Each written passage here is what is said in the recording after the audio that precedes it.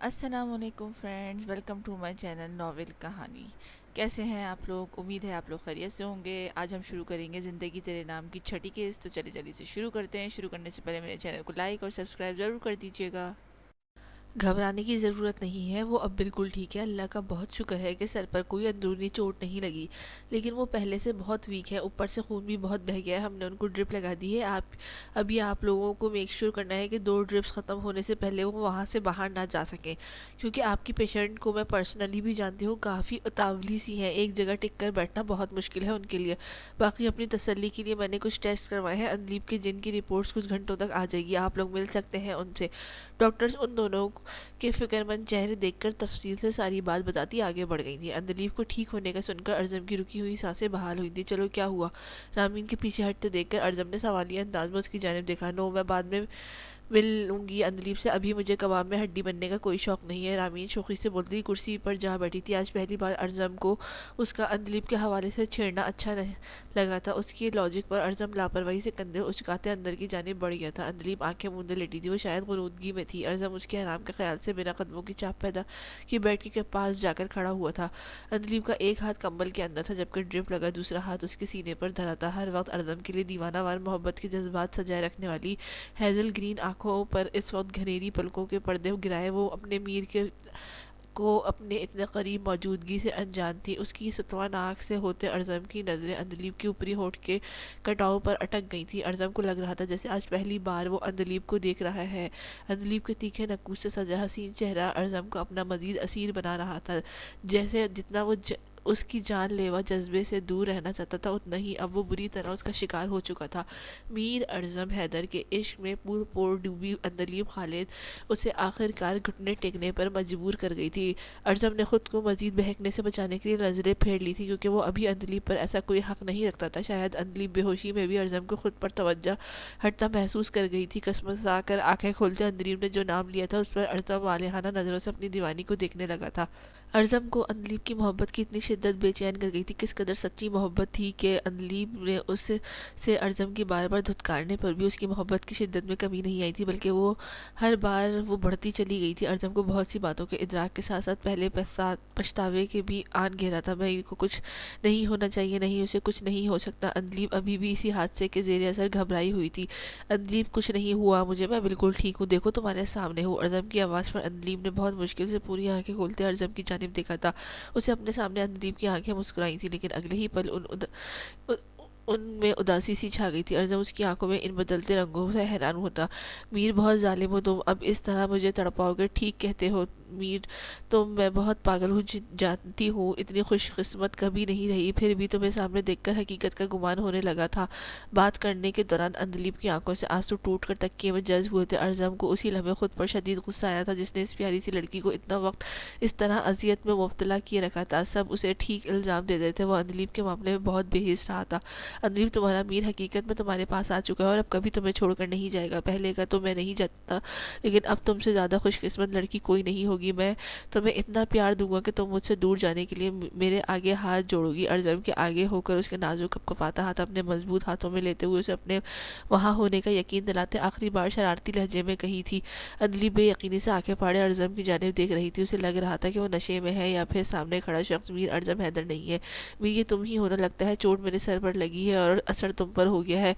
तुम तो कल तक मुझसे शदीद नफरत करते थे ना, फिर आज अचानक ये सब कहीं तो मेरे तुम्हारी जान बचाने की वजह से तो एहसानमंद होकर ये नहीं बोल रहे, लेकिन नहीं, तुम ऐसे तो बिल्कुल नहीं हो। प्लीज़ मीर, मैं मजीद पागल हो जाऊंगी। अर्जम के ये प्यार भरे जुमले अंदलीब को अच्छा खासा हिला गए थे। उसके लिए इन सब बातों पर यकीन करना बहुत मुश्किल था। मुझे जितनी शदीद तुमसे मोहब्बत हो चुकी है ना, आगे इसके आगे वो नफरत भी मामूली थी, और ये मुझे अचानक बिल्कुल भी नहीं हुई। बहुत लंबी कहानी है इसकी भी। एक बार तुम ठीक हो जाओ फिर बताऊंगा, लेकिन इस वक्त तुम्हें आराम की ज़रूरत है। रिलैक्स रहो बिल्कुल। अर्जम की अंदलीब के नाजुक हाथ पर अपने दहकते लब रखते दिए थे। उसकी लमस ने अंदलीब की पहले से तेज़ चलती सांसों में मजीद इंतशार पैदा कर दिया था। अर्जम ने शुरुआत में ही अंदलीब की बोलती बंद करवा दी थी। अंदलीब इस कदर इनायत पर अर्जम की जाने मोहब्बत पाँच नज़रों से देखते गई थी। क्या वो वाकई खुश नसीब थी? उसे मीर अर्जम हैदर के साथ मिलने वाला था। अंदलीब ने बेड से उठना चाहा, लेकिन अर्जम ने उसे ऐसे नहीं करने दिया था। खामोशी से लेटी रहो। अंदलीब को लग रहा था अर्जम का ये रूप देखकर उसका दिलो दिमाग मफलूज हो चुका है। मीर अर्जम हैदर उससे प्यार कर सकता है क्या? अंदलीब के लिए इस बात पर यकीन करना नामुमकिन होता जा रहा था।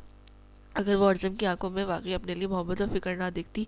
अदलीब की आंखों में नमी जबकि होठों पर मुस्कुराहट दौड़ गई थी। अर्ज़म ये दिलकश नज़ारा देखता महबूब हुआ था। दिल का मौसम बदलते ही उसे उस लड़की का हर अंदाज अच्छा लगने लगा था।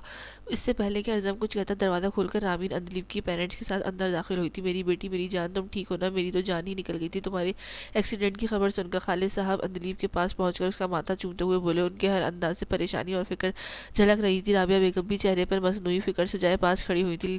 प्लीज़ ये झूठे ड्रामे मत करें मेरे सामने, जानती हो कितनी फिक्र है आपको मेरी, और ये औरत क्यों आई है यहाँ?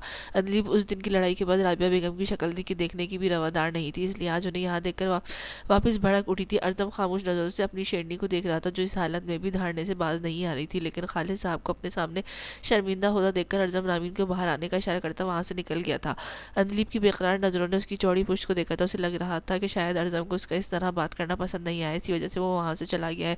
अदलीब बेटा, मैं सच में तुम्हारी बहुत फिक्र है, इसलिए ये खबर सुनते ही भागे चलाए। तुम इतनी बदगुमान क्यों हो रही हो? खालिद साहब की बात पर अदलीब ने तंज़ी अंदाज़ में उनकी जानिब देखा था। हैरत की बात है कि एक बाप को अपनी सगी बेटी को इस बात का यकीन दिलाना पड़ रहा है कि एनीवेज आप लोग मुझे देख चुके ना, तो मैं बिल्कुल ठीक हूँ। अब आप लोग जा सकते हैं यहाँ से। मुझे में इतनी हिम्मत नहीं कि मैं खुद को संभाल सकूँ। अदलीब की बात पर कब से खामोश खड़ी राबिया बेगम को सवर जवाब दे चुका था। बहुत शौक था ना आपको अपनी इस बदतमीज़ लड़की के प्यार में पागल होकर यहाँ दौड़े चले आने का। अब अगर इतनी बेइज्जती से पेट भर गया है तो वापस चले, राबिया बेगम ने नफ़ुवत से कहा था। कहकर वहाँ से जाने पर खालिद साहब भी खामोशी से वहाँ से निकल गए थे। अदलीब हमेशा की तरह उन्हें अपनी बीवी के इशारों में चलता देखकर तलखी से मुस्कुरा दी थी। अगर आपको मेरी इतनी ही फिक्र होती ना बाबा, तो मेरी चंद बातों के जवाब में यूँ मुझे बिस्तर पर पड़ा छोड़ कर ना जाते।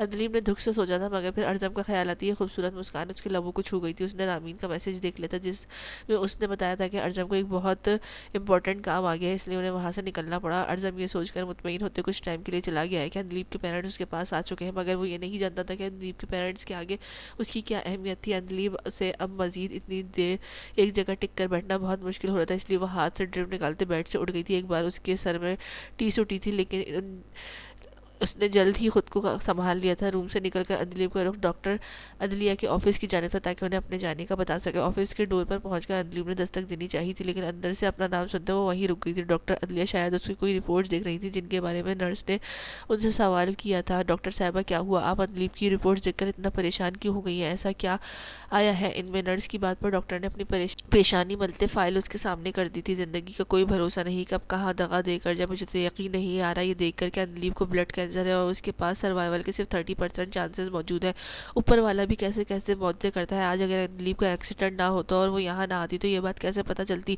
फिर शायद ये 30% चांस भी ख़त्म हो जाते। डॉक्टर और भी न जाने क्या क्या कह रही थी, मगर अदलीब को लगा था कि हॉस्पिटल की ये इमारत पूरे कद से उस पर आ गिरी है। आज ही तो अर्ज़म ने उसे अपनी मोहब्बत का एहसास दिलाकर ज़िंदगी की नवीद सुनाई थी, और अब कुछ लम्हों बाद उससे बहुत ही बेदर्दी से वो छीन लेने की खबर भी सुना दी थी। मीर, मैं खुशकिस्मत नहीं हूँ, बल्कि इस दुनिया की सबसे ज़्यादा बदकिस्मत लड़की हूँ, जिसके नसीब में शायद प्यार कभी नहीं था। अदलीब के आंसू पलकों से टूट कर नीचे गिर रहे थे। अदलीब को पहले कभी मौत से डर नहीं लगता था, क्योंकि जैसी उसकी ज़िंदगी रही थी, कई बार अपनी माँ मौत से डर नहीं लगा था।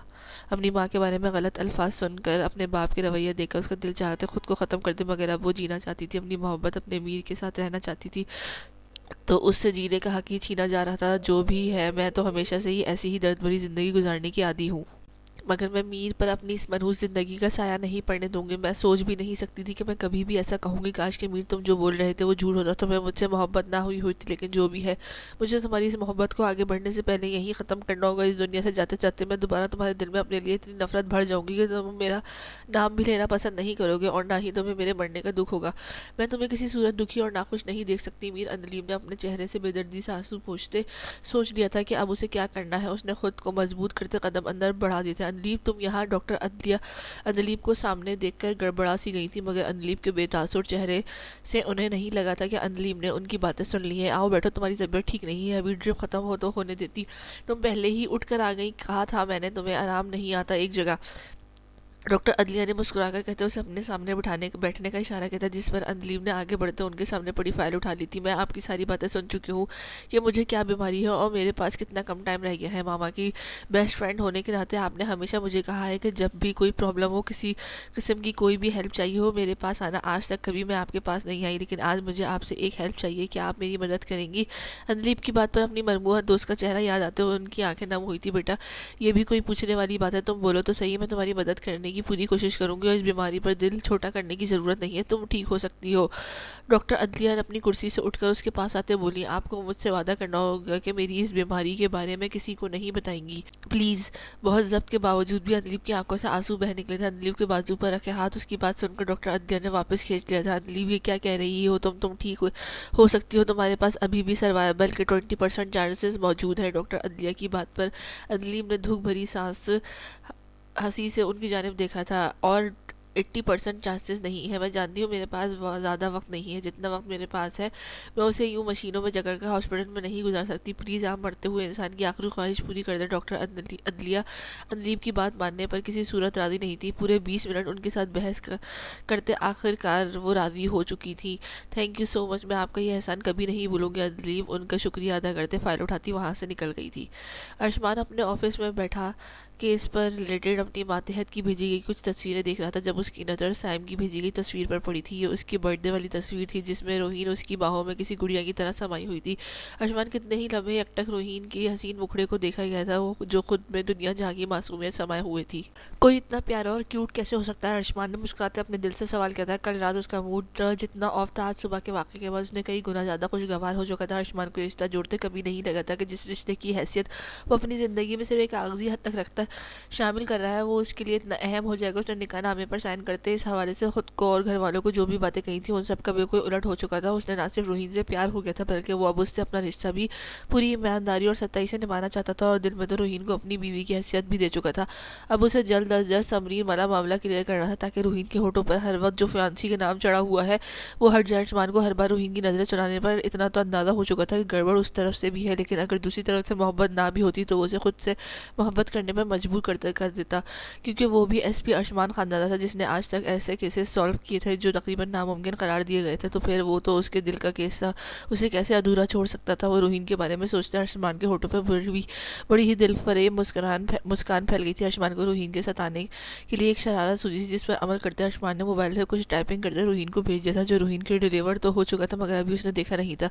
रोहीन के बारे में सोचते हुए उसके साथ होते अर्शमान एक दूसरे लोगों के लिए बनाए गए खौल से बिल्कुल बाहर होता था और वो हरकतें कर जाता था जिसके बारे में वो अपनी शख्सियत को मद्देनजर रखते कभी सोच भी नहीं सकता था। रोहीन शावर लेने के बाद बाल खुश करती सोफे पर आ बैठी थी। फ्रेश पिंक कलर के सूट में उसकी दूधिया रंगत मजीद दहक रही थी। व्हाट्सएप पर आए नोटिफिकेशन देखकर रोहीन ने मैसेज ओपन किया था। स्क्रीन पर मौजूद मैसेज पढ़ते अदलीब का चेहरा पहले शर्म, अगला मैसेज पढ़ने के बाद गुस्से और फिर जलन की वजह से लाल हुआ था। अर्शमान ने बहुत सारी किसिंग और हार्ट्स वाले इमोजीज के साथ बहुत से डायलॉग झाड़े हुए थे कि आई मिस यू, मैं तुमसे मिलना चाहता हूँ, तुम्हें देखना चाहता हूँ, इस वक्त तुम्हारी बहुत याद आ रही है, माई लव, और इस टाइप के बहुत सारे जुमले लिखे गए थे। साथ ही कुछ सेकंड्स के बाद के अगला मैसेज मौजूद था जिस पर लिखा था कि ओ सॉरी, ये मैसेज सबमिट करने की गलती से तुम्हारी तरफ सेंड हो गई। ये मैसेज पढ़ते ही रोहीन को अच्छी खासी तब चढ़ी थी। Wow, amazing, very good, SP साहब यहाँ पर मेरे साथ फ्लर्ट करने की कोशिश की जा रही है और वहाँ ऑफिस में बैठकर अपने फियांसी से इश्क लड़ाया जा रहा है, हुए ना फिर तुम भी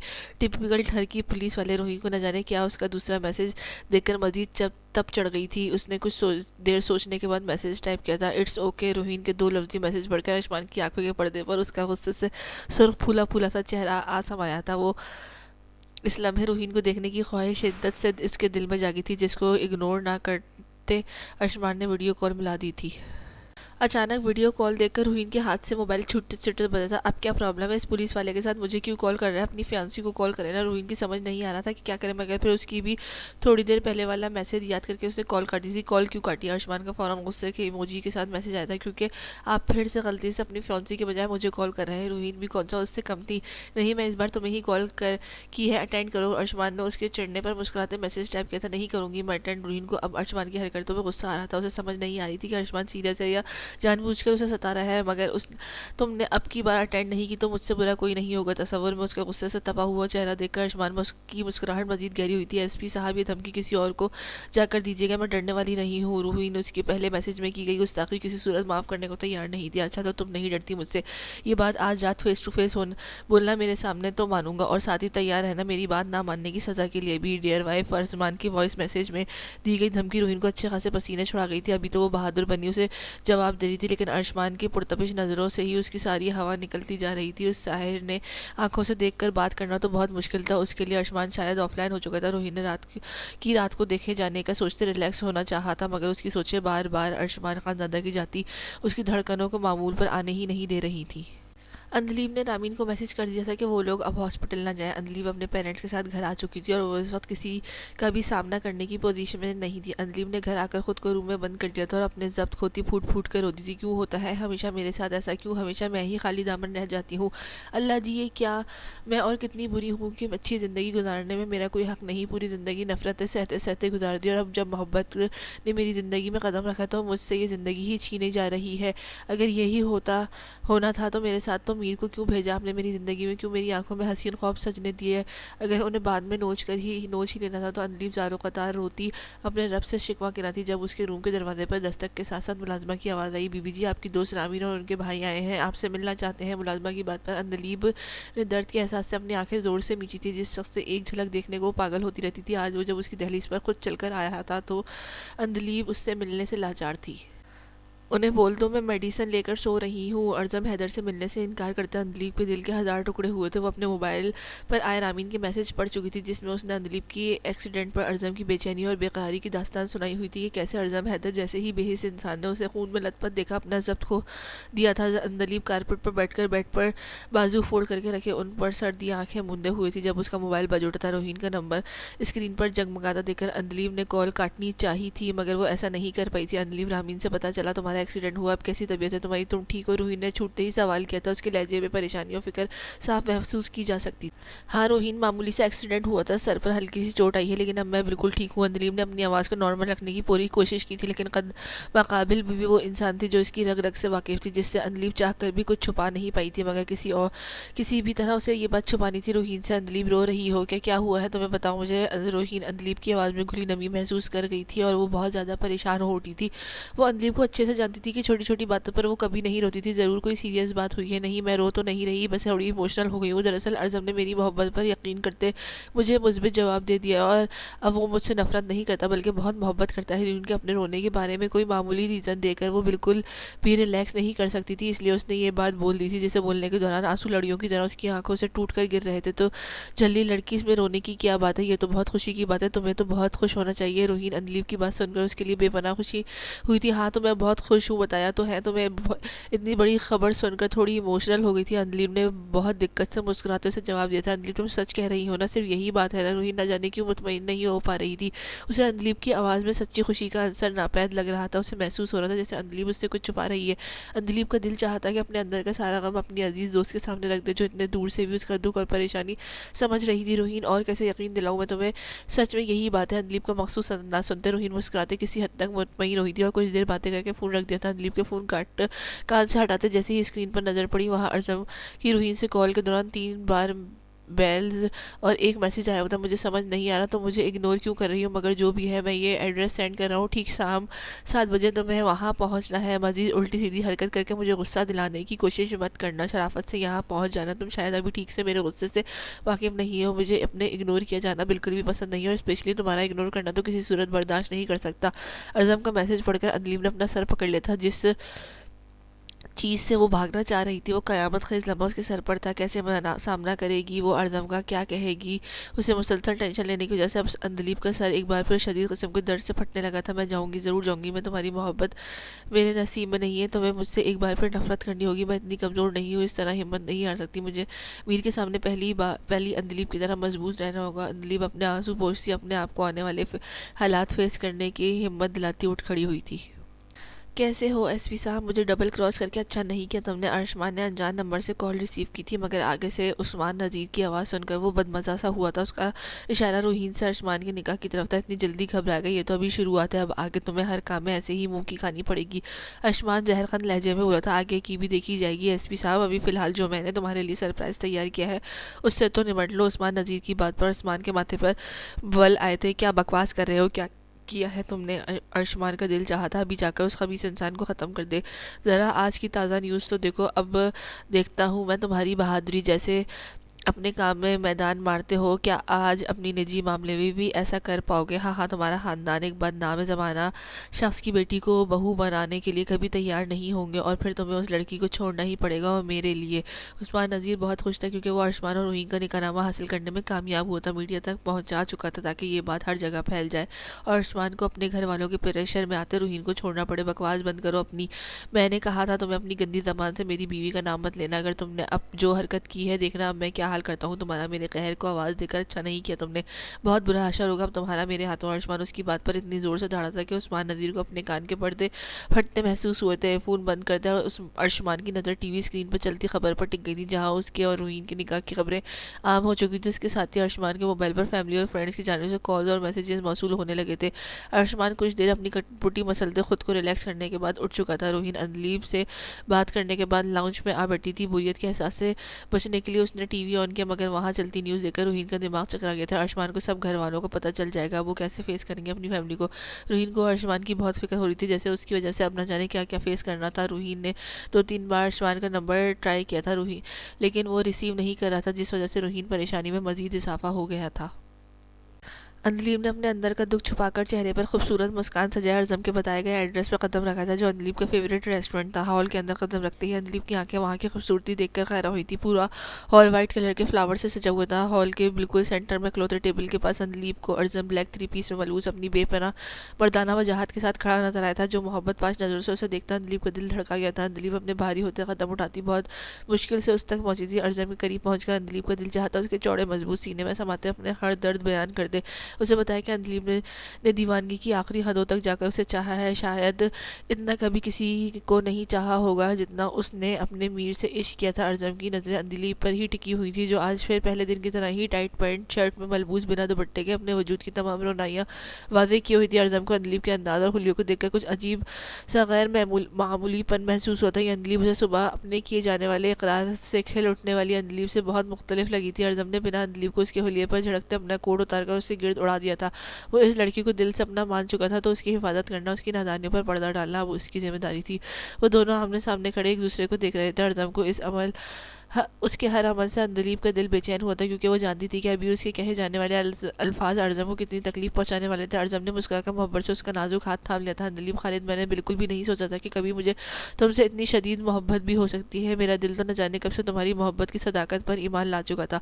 मेरे बहुत झुटलाने के बावजूद भी ये हर बार तुम्हें देखकर तुम्हारी जानिब हमकता था। मेरा दिल तुम्हारी बेपनाह मोहब्बत ने घायल कर ही दिया था मगर पूरी तरह से इस बात का इदराक मुझे कल हुआ। कल तुम्हें तकलीफ में देखकर मुझे ज़िंदगी में पहली बार ऐसा लगा कि जिस्म से रूह का निकलना कैसा होता है। अंदलीब खालिद, तुम मेरे अंदर उतर कर मेरे तन मन को अपना दीवाना वार मोहब्बत की खुशबू से मुअत्तर कर चुकी हो। क्या तुम अंदलीब खालिद से अपने मीर की अंदलीब अरज़म हैदर बनना पसंद करोगी? मैंने तुम्हारे साथ पहले जो भी नारवा सलूक किया है उसके लिए मैं तुमसे उसकी माफ़ी नहीं मांगूंगा बल्कि आगे की ज़िंदगी में इस हर बात की तलाफ़ी सूद समेत करूंगा। अरज़म ने अपनी बात मुकम्मल करते अंदलीब के हाथ की पुष्ट पर अपने होठ रख दिया था। अंदलीब ने अरज़म के इतने खूबसूरत इजहार पर खुद को हवाओं में उड़ता महसूस किया था। इतना हसीन लम्हा ना पहले कभी उसकी ज़िंदगी में आया था और ना ही कभी आगे आ सकता था। अंदलीब को अपने वजूद में सुकून से सरायत करता महसूस हुआ था। उसका दिल ने शिद्दत से दुआ की थी कि वक्त यहीं थम जाए और अपनी आगे की ज़िंदगी इस तरह अरज़म के हाथ थामे गुजार दे। मगर जल्द ही अपनी ज़िंदगी की तल्ख हकीकत याद आती ही अंदलीब हवासों में लौट आई थी। अंदलीब ने अपने अंदर के एहसासात को दिल में ही छुपाते बेतासुर लहजे के साथ अरज़म के हाथ से अपना हाथ खींच लिया था। अंदलीब की हरकत पर अरज़म ने उलझ कर उसकी जानिब देखा था। अंदलीब जिस तरह सुबह से उसे इग्नोर कर रही थी और अब जैसे आंखों में बेगानगी लिए उसे देख रही थी, अरज़म को कुछ गैर मामूली होने का एहसास दिला गया था। व्हाट हैपेंड अंदलीब, तुम इस तरह बिहेव क्यों कर रही हो? Everything is all right? Arzam ने ना समझी से अंदलीब की जानिब देखा था जो अरज़म की बात पर बेसाख्ता हंसने लगी थी। मीर अरज़म हैदर, बस इतनी ही थी तुम्हारी अकड़? तुम्हारा वो बहुत बड़ी बड़ी बातें की थी ना उस दिन। मेरा बढ़ाया हुआ हाथ बेदर्दी से झटकते मुझे सबके सामने बेइज्जत करते हुए कि मुझ जैसी बेबाक और बेहया लड़की तुम्हारी चॉइस कभी नहीं हो सकती। मैं दुनिया की आखिरी लड़की भी हुई तो भी तुम मेरी तरफ देखना पसंद नहीं करोगे तो फिर क्या हुआ? अब वो सारी बातें कहाँ गई? फंस गए ना तुम भी उन आम मर्दों की तरह मेरी अदाओं के जाल में। अच्छे लगे थे तो मुझे, मगर इतने भी नहीं कि तुम्हारी खातिर अंदलीब खालिद पागल हो जाए। उस दिन जिस तरह तुमने मुझे रिजेक्ट करते मेरे लफ्ज़ों की मार मारी थी, मैंने सोच लिया था तुम्हारी ये अकड़ ख़त्म करके तुम्हें अपने झूठे प्यार में फंसाने के लिए जिस हद तक जाना पड़ा जाऊँगी, चाहे उसके लिए मुझे अपनी जान भी दांव पर लगानी पड़े। तुम जैसी मेरी सच्ची मोहब्बत को समझ रहे हो वो मेरी मोहब्बत नहीं, मेरी ज़िद थी। तुम्हारी ज़ात का घुमंड तोड़ने का गुरूर तो देख लो, आज मेरी ज़िद पूरी हो चुकी ये मेरा मीर अर्ज़म हैदर मेरी झूठी मोहब्बत के जाल में फंस चुका है। मुझे बहुत मज़ा आ रहा है आज, बहुत खुश हूँ मैं आज, और जिस तरह तुमने मुझे रिजेक्ट किया था आज मैं तुम्हें रिजेक्ट करती हूँ। जितना तुमने मुझे बेइज्जत किया था मोहब्बत तो दूर की बात है, मुझे अब तुमसे नफरत हो चुकी है। I hate you Mir Arzam Haider. Adleeb Arzam की आंखों में आंखें डालकर सर भरी से कहती है, वहाँ से पलटी थी। वो सब बोलते उसका दिल खून के आंसू हो रहा था। अर्ज़म की आंखों में हैरत और बेयकीनी देखकर अदलीब को इतनी तकलीफ हो रही थी कि जैसे किसी ने उसकी शहरक पर छोरी चला दी हो। अदलीब को वहाँ से मुड़ता देखकर अर्ज़म ने तेज ख्याल में उसका बाजू अपनी आहनी शिकंजे में जकड़ते पास रखी कुर्सी पर गिरा दिया था। अदलीब ने उठना चाहा था लेकिन उससे पहले ही अर्ज़म ने चेयर की एक जानिब अदलीब के करीब अपना पैर रखा था। अदलीब का चेहरा थोड़ी से थाम कर अपने करीब करते उस पर झुका था। क्या बकवास कर रही हो तुम मेरे सामने आकर, हर बार कोई भी ड्रामा करोगी और तुम्हें लगता है कि मैं हर बात पर यकीन कर लूँगा। मानता हूँ तुमसे मोहब्बत हो चुकी है मुझे, जिसकी शिद्दत बहुत ज़्यादा है, मगर प्यार में इतना अंधा नहीं हुआ कि तुम्हारी हर बात पर यकीन कर लूँगा। जल्दी बोलो तुम्हारी अभी की गई इतनी फजूल बकवास के पीछे क्या रीज़न है। अर्ज़म का चेहरा अदलीब के इतने करीब था कि अदलीब को उसकी सांसें अपनी सांसों से उलझती महसूस हो रही थी। उस जैसी बोल्ड लड़की भी इस वक्त अपने महबूब तरीन शख्सियत को इतने करीब करबत पर शर्मो हया से के मारे बुरी तरह बौखलाहट का शिकार हुई थी। शदीद गुस्से में भी अर्ज़म उसके चेहरे के बदलते रंगों को देख चुका था। अदलीब बहुत ज़्यादा एक्टिंग के बावजूद भी इन रंगों को अपने चेहरे पर आने से नहीं रोक पाई थी। अदलीब अर्ज़म के आगे बुरी तरह बेबस हो रही थी। वो ना ही उसके आगे से हट सकती थी और ना ही अपने आश्कार होते जज्बात को छुपा पा रही थी।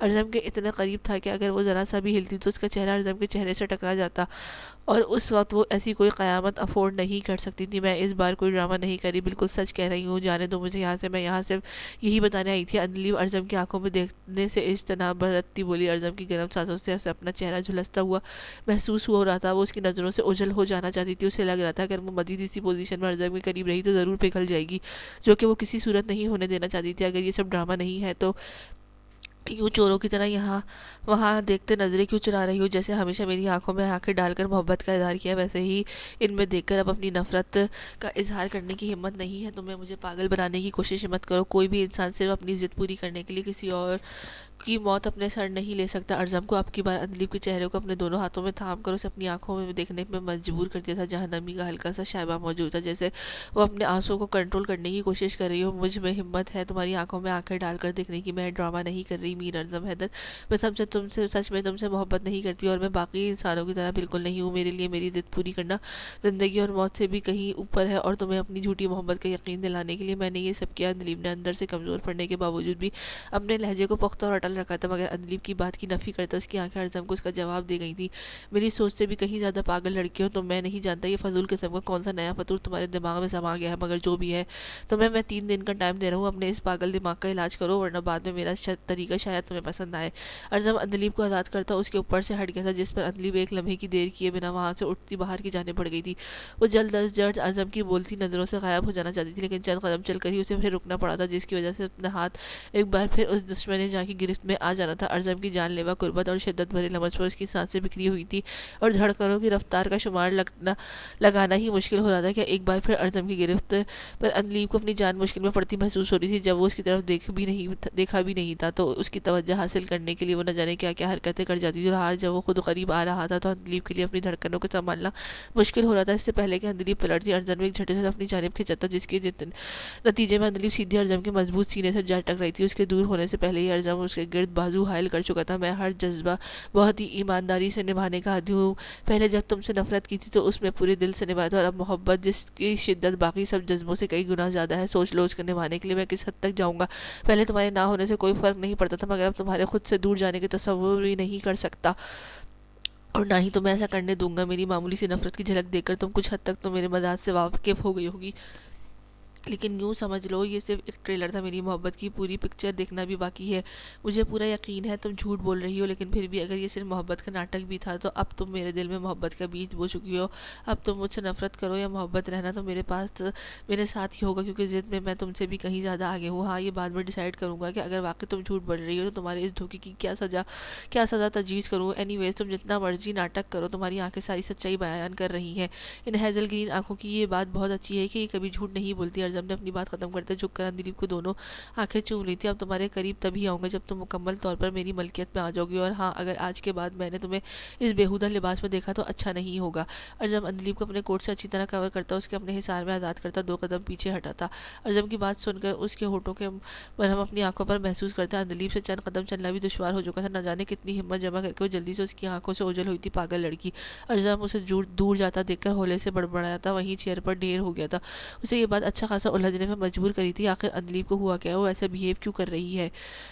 उसने अपने लिए इस लड़की को जो पागलपन देखा था वो झूठ या धोखा बिल्कुल नहीं था। जिस तरह वो हवासों में ना होते हुए उसका नाम पुकारती थी वो सब झुटलाए जाने के काबिल भी नहीं था। इस सब के पीछे जो रीज़न था वो अर्ज़म को जल्द अज जल्द मालूम करने का सोचते हुए वहाँ से उठ गया था।